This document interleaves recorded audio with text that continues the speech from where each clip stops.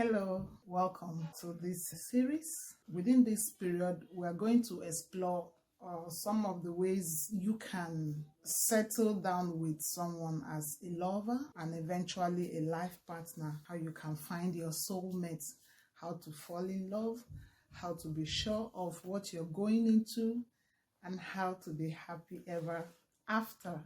I just noticed that recently I find myself in a lone lane. Contrary to when we were growing up. Growing up, you see yourself among your cliques and friends, schoolmates coming back from school, doing things together. And most of those times we had our fantasies. We had things that we discussed as girls, as teenagers, as young, curious people about relationship. I just discovered this that is no longer there. You know why? When I tried to ask myself the questions as to why and to also get honest answers from myself, the same person asking the questions, because most times when you ask questions, the answer might still lie within you if you want to be objective with yourself.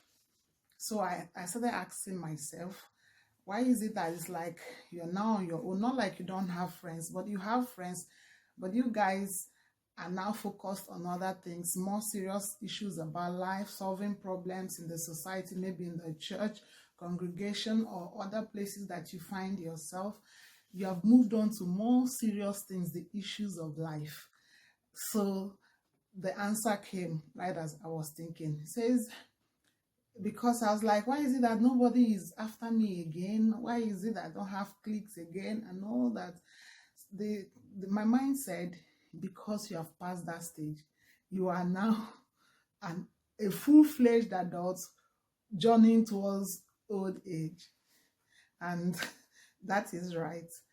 Unlike most young people who have questions in their mind and people who are curious about getting partners, being loved, being attractive, being appreciated, having that thought of someone admiring you, self-conscious, you come into a congregation, you're after who is looking at me, how do I look, and all that, because that is the time.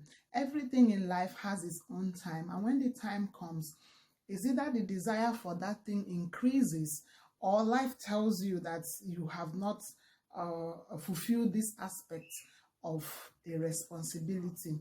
The same thing applies when you want to get involved in that stage of your life with someone who you can call your own, a lover, my friend, my heartbeat, the one I can proudly say that I love. Now let's look at it, how it was in the generations before our own.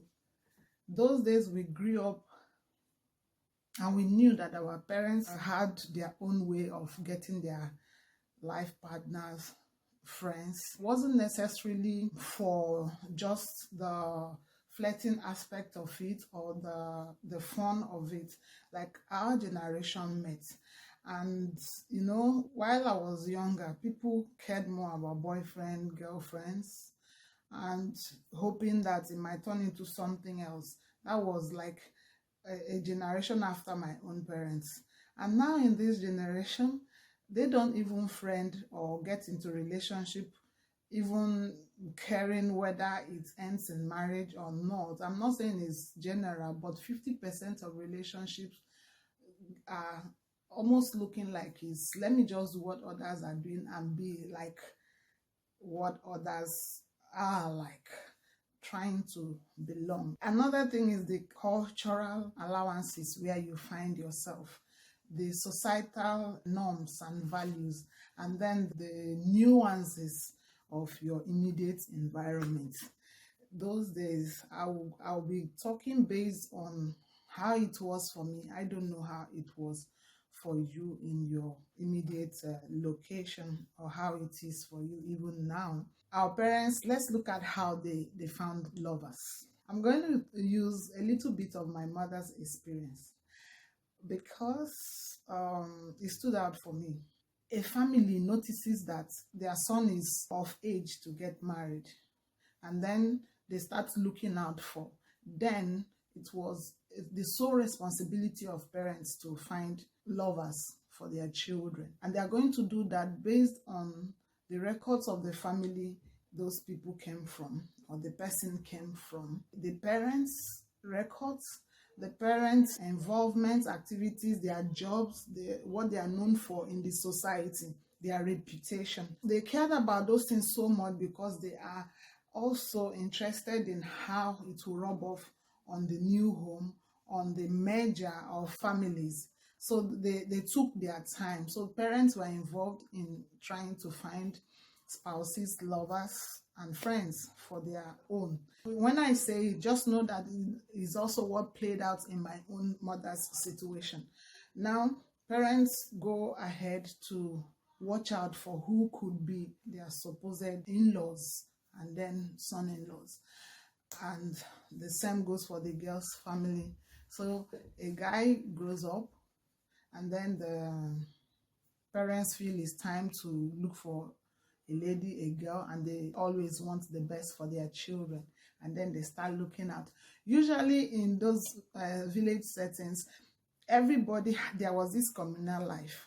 The communal life such that this family knows this family, how it has been for them growing up. They could say a thing or two about you. And most of the times, they were witnesses to the birth of the children they want to merge. And they saw the girl born, they saw the childhood of the girl, they saw the child grow up, they saw how responsible she had turned out to be, they saw how useful she is to their family.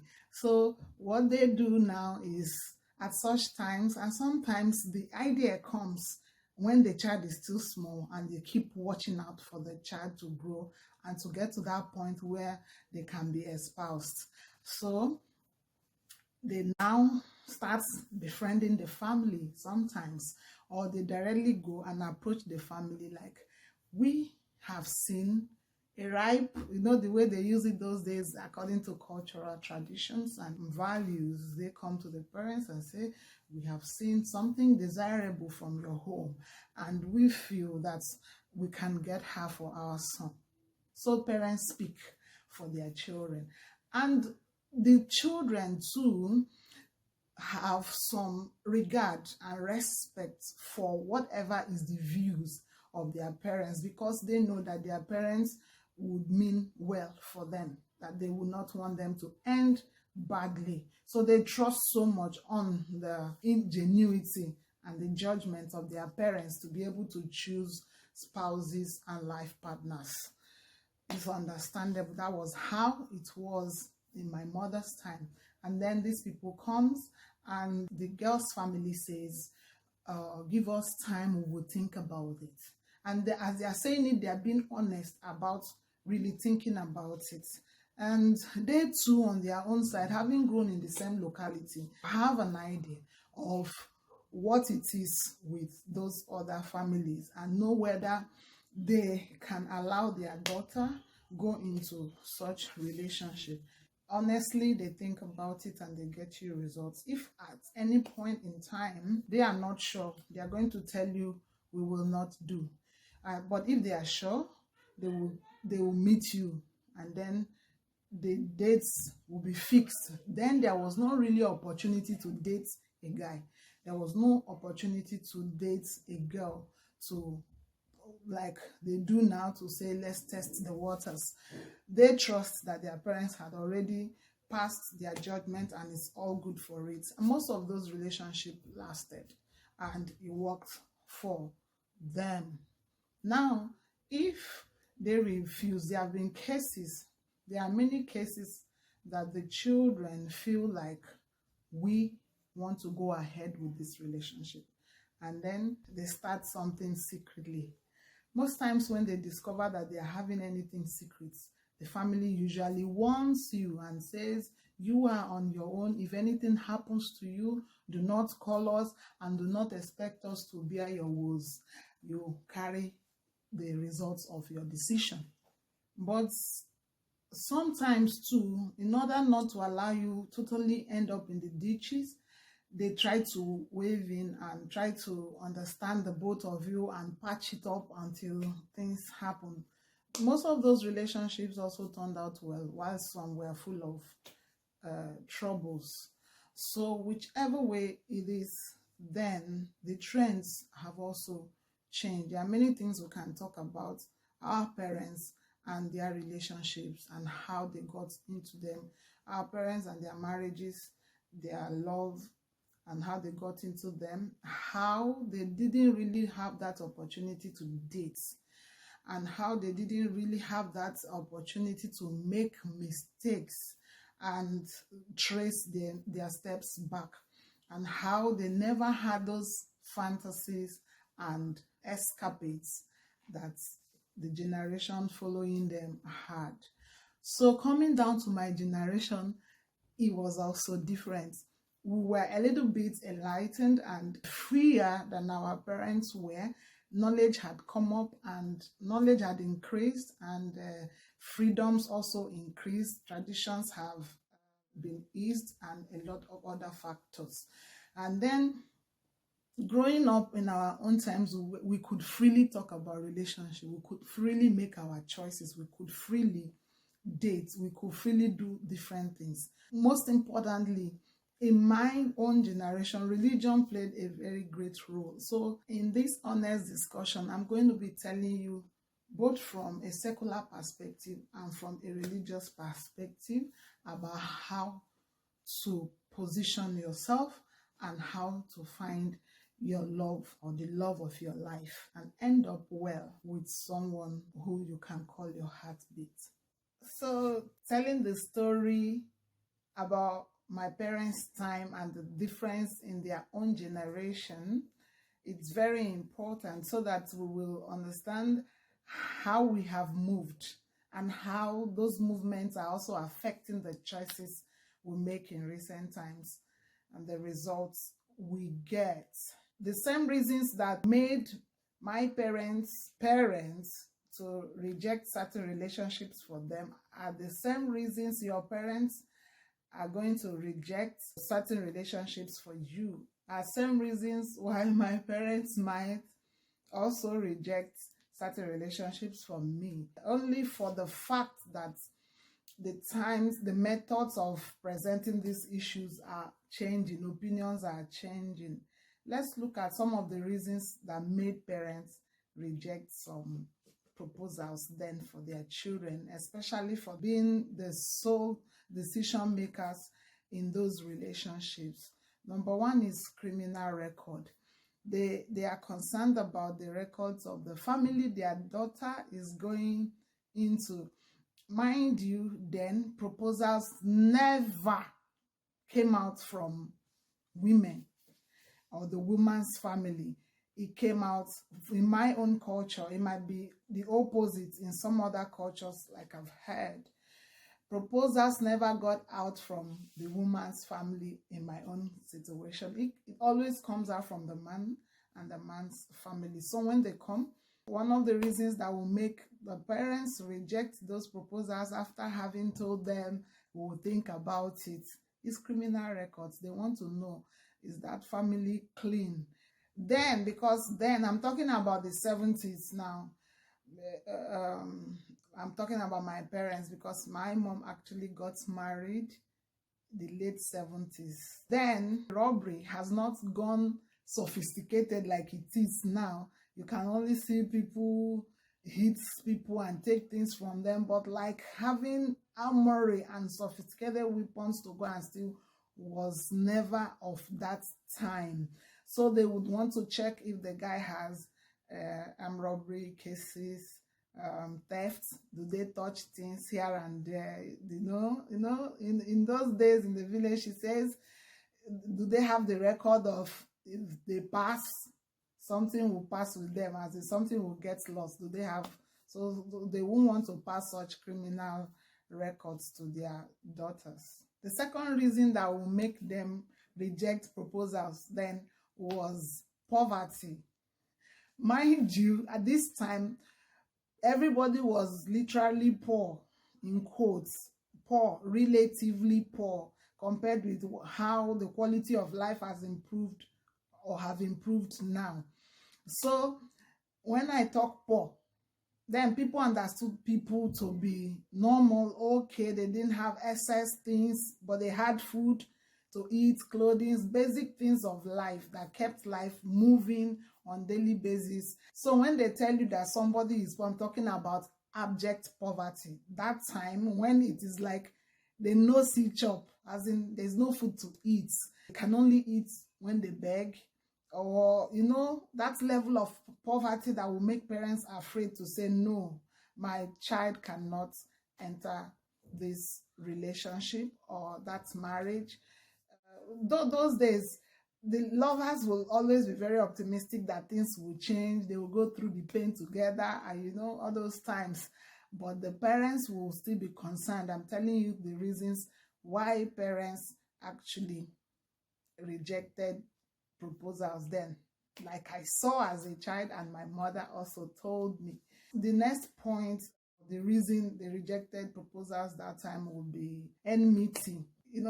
Like I told you earlier in my introduction, I told you that families then knew themselves. They married within cultures, within themselves, within their age grade, within their localities.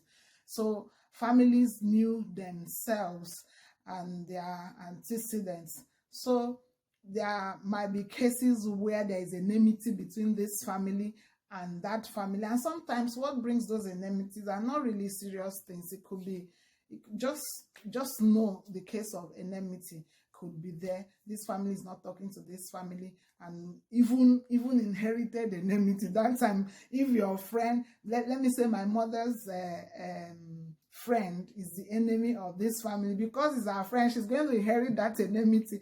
And then when somebody comes from that family to marry her, they will say no because of enmity. Maybe parents had issues in the land that made them enemies, and they transfer that enmity to children and say, we don't like this family, we don't relate with them, we don't do things. Usually it's always land issues then, and housing, and some village rules, breaking of village rules and all that made people get into enmity and say, we don't talk, our child is not going to marry in that family. How life has changed. These are the experiences of my own mother. Imagine. And I saw these things, so they were not strange to me. I could still relate to them. Are we not lucky? Aren't we lucky? I think we are much more lucky, because a lot of things have changed for our own generation, for us. Another thing that made them reject relationships then were bloodlines, because by tradition then it's believed that you cannot marry somebody that shares the same bloodline with you, or certain bloodlines cannot mean, certain kindreds cannot marry certain kindreds, and all those norms. So the bloodlines also determined whether the children will be allowed to marry. Another thing is reputation. What is the family known for? Are there traits that the families are known for? Like they are usually known for drunkenness, they are usually known for madness, because things like madness were also associated with certain spirits and things. I can say these days that people those days who had mental issues were not really taken care of before conclusions were made on them as to whether it was a case of no return, or a case of neglect in health, or any other factor. So, but there was this general painting and brushing of madness runs in their blood, you cannot marry them. So reputations and traits that you see in families also made parents then refuse some relationships or marriage proposals from other families. Another reason was laziness and joblessness. Like I said, they knew themselves. Sometimes they would tell someone, this guy is lazy, I don't want to see you with him. He cannot take care of you. Joblessness, he doesn't have anything doing. Very soon, you guys will start having children, and he can't take care of you. So those were reasons that made parents refuse. Another reason is the caste system and fetishness. If parents then discover that this family, then the way, I think that is reducing now the Osu system or the caste outcast thing in some traditions where people are termed outcasts. For now, I can't remember how they group people as outcasts or incast, but what I know is that God created us equal and everybody should be treated equal. And there were so many things that made people get banished in cultures those days and called outcasts. Maybe they failed one law of the land, they didn't appease one God, they did one thing or the other, and there were so many things, or even legitimate ones that were painted there. Maybe brother sleeping with brother, with sister, and they have a child, and they say it's abomination according to the laws of our land. We cannot retain you people. So, and they were banished and then being called outcasts. In those days, people that suffered from this stigma were refused marriage and maybe fetishness. Maybe they are known for a particular god. They say this family, they serve one deity or something that affects their family. When they get to the age of this, they can either run mad or one thing. So because of the tragedy and fears associated with those deities around them, people rejected them. Those days, and most parents didn't want their children to marry them. Probably they say those gods deal with people and so many other things they had attached to whatever fetishness. They sacrifice to idols, they do this one, maybe religion forbade them. So that brings me to another point, religion. Sometimes they are not from the same religion and the parents will say, no, we are Catholics, you can't marry a non-Catholic. We are Pentecostals, you cannot marry a non-Pentecostal. We are Orthodox, you cannot marry a non-Orthodox person. Those were stringent rules that families followed that made them to refuse proposals from other families.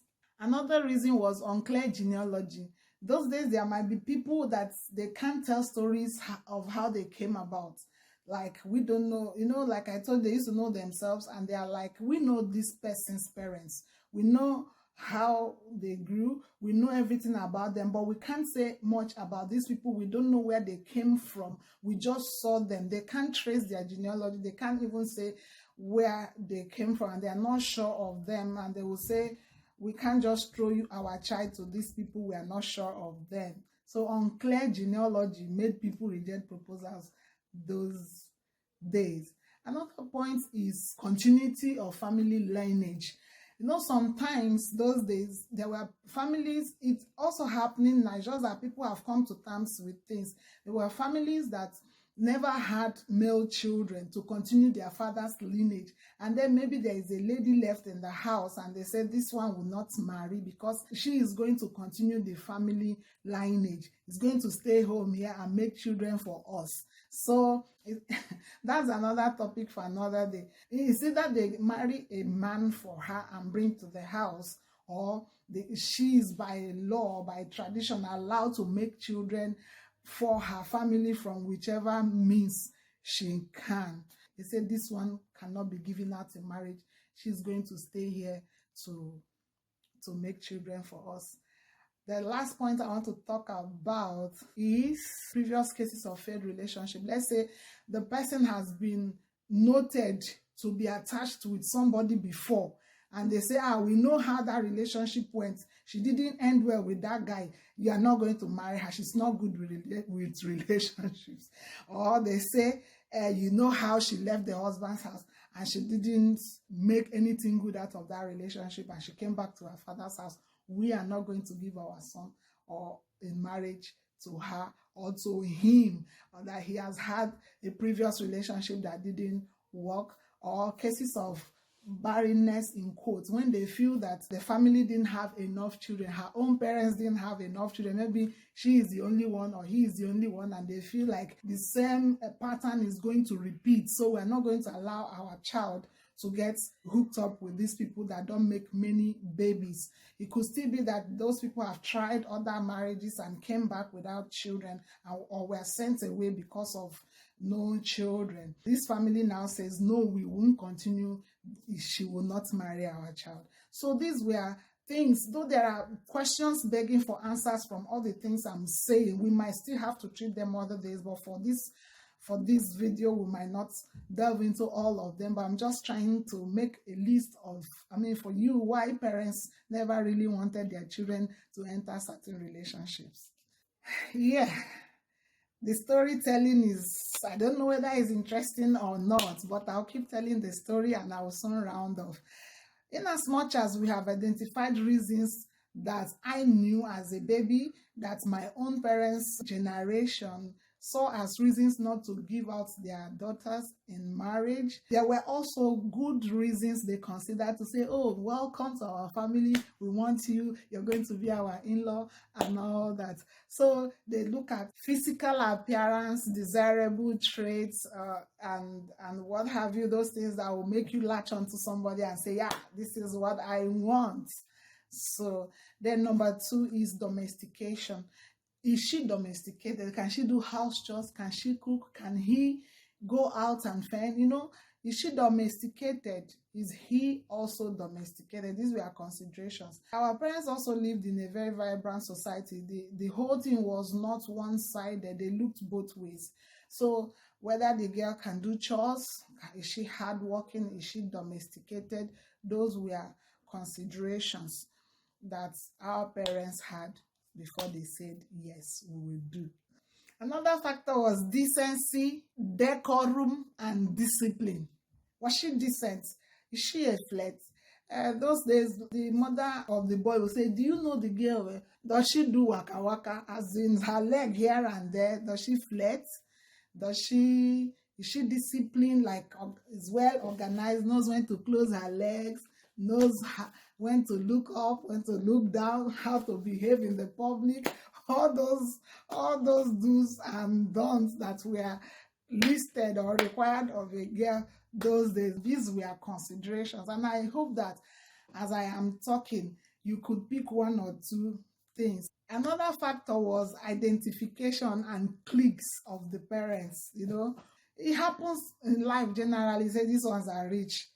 There is rich family versus rich family. We cannot go to poor family, So cliques, affiliations, and parents always looked at themselves. Sometimes say, I'm a mother in the church. I am this here. I am that there. So my daughter cannot bring me shape and just bring anybody in this house. She's going to marry the son of so person. And what have you. This is one of the considerations those days. I don't know whether to call it identity politics. You must be identified somehow to be allowed to marry our child.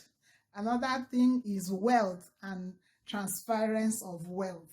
So then they checked, is he from a wealthy family? If push comes to shove, can we get anything? Can our daughter have anything? Can wealth be transferred to? And sometimes it could be that because is the only child, and they say if anything happens, all the wealth, everything will be our own. Those kind of things. They checked wealth and how those wealth can be transferred from generation to generation. They say that our children will be rich children, will become rich in-laws, and their riches will rub off on us. Just like they say their poverty will rub off on us.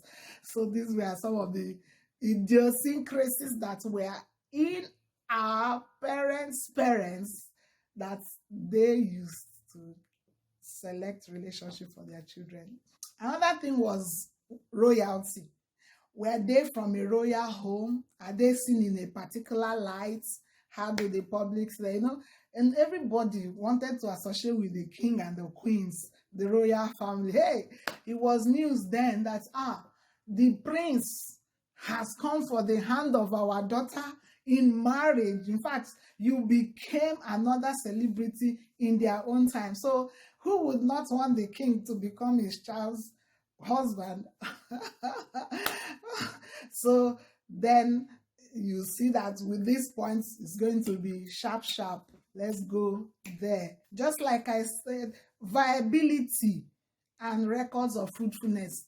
I was about to say, just like I talked about traits that they want to see in the family that will make them to refuse, like they don't have children often and all those kind of things. So they look at fruitfulness and viability. The mother had 9 children.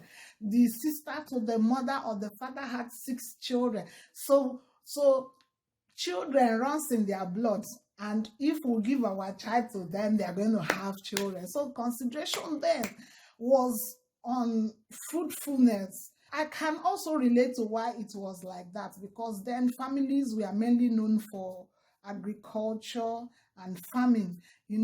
Labor has not improved like it is in our own time now. So they needed sources of labor, and having many children then was a plus for you as a rich farmer or as a village farmer and all that. So they considered how fruitful their wife to be is going to be and all that.